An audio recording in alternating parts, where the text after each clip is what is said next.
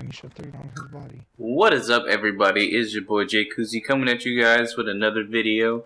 I would just like to thank you all for the support. I know I haven't been consistent as I wanted, but I promised you all 6 videos, and then here is one of the #1 videos I've just been waiting to make. Now, granted, expectations were pretty high with DMZ, and I know that a lot of people were let down, but I think there's actually still a pretty decent amount of content that we can actually dive into for DMZ. When you first load in, when you're in the lobby, you actually can see that you can choose whether or not you can squad fill, on you can actually look at your faction missions. I currently have 12 faction missions. There are currently, I believe, 3 factions within the game. There are the Legion, the White Lotus, and the Black Mous. Now, before you can actually unlock the White Lotus and the Black Mous, you have to complete the tier 2 story missions for Legion and White Lotus factions. And then for White Lotus, I believe it is just you have to complete the first 3 challenges, and then it's going to have you storm a stronghold. You want to make sure that you are looted up before that happens, and I'm going to show you how. So now when you navigate over to your weapons tab, you're going to see that you have a bunch of different slots for a bunch of different things. You have a armor carrier, you have a gas mask, killstreak, and self-revive.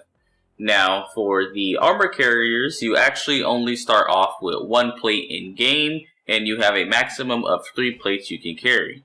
I do not believe at this time that the different armor carriers actually allow you to carry more plates. It's just more that you can actually apply at one time.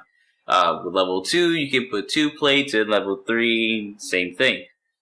Now, with level 2s and 3s, it doesn't seem like they're actually found too common within the map. They are found more within the higher loot areas with the stronger enemies and within strongholds. Now, for the backpacks, I actually found the backpacks also to be less common, but to be found within more militarized areas. With the larger backpacks, I believe you can actually carry up to 2 weapons. Right now, I only have the medium backpack, so I can only carry 1. And then you can carry, I believe that is 1, 2, 3, 4, 5, 6, 7 keys. Now, with the keys are rewarded through those same faction challenges that you complete, or they can be found within game. This key I actually found within game while playing with my friend, and we extracted it, and now I can choose to go back into it and use it whenever we find the POI to use it at. Or, if I never really need to, I can still unselect it, and then I will never lose that key. Now, going into your loadout options, you have 3 insured slots, but only 1 is unlocked at the time. And you have a couple different weapons that are labeled Contraband, and you have 1 insured slot that you can use.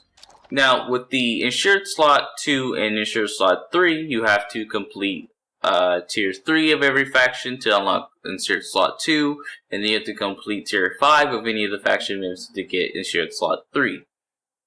Now, with these insured slots, you have to be careful, because when you go in, yes, you can choose to start off with any weapon, I believe, whether it's primary, secondary, you can put whatever attachments on it, whatever camos on it. However, as soon as you leave out of that gunsmith and then load into your game, that gun now becomes contraband and you are no longer able to alter it, therefore you are stuck with it.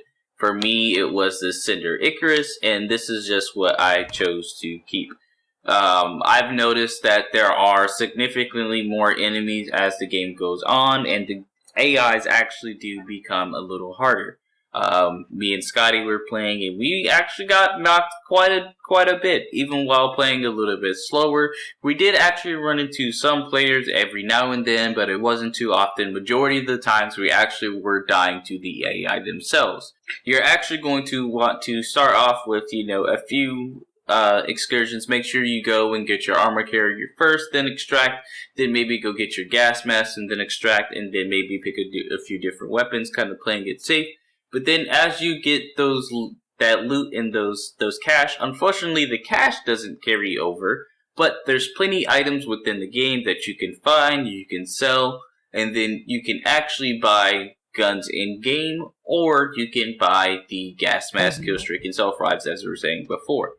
You can actually select up to 2 weapons 1 lethal, 1 tactical, and 1 field upgrade. That's just from the rip from the beginning.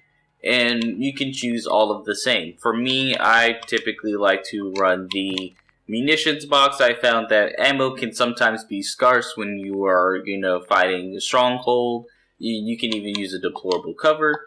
Or, you can go in, you can throw in some Semtexes, you can, it's really up to your choice. Oh, what I did forget to mention, actually, was with the insured slots, actually my timer is about to go down right now. After you use the insured slots, there is a recovery timer before you can use that slot again. I believe that in-game time is about 2 hours, so, if you're playing a full day of DMZ, you're going to be able to actually use that slot pretty often. And now we're going to dive into the different types of challenges that you may face.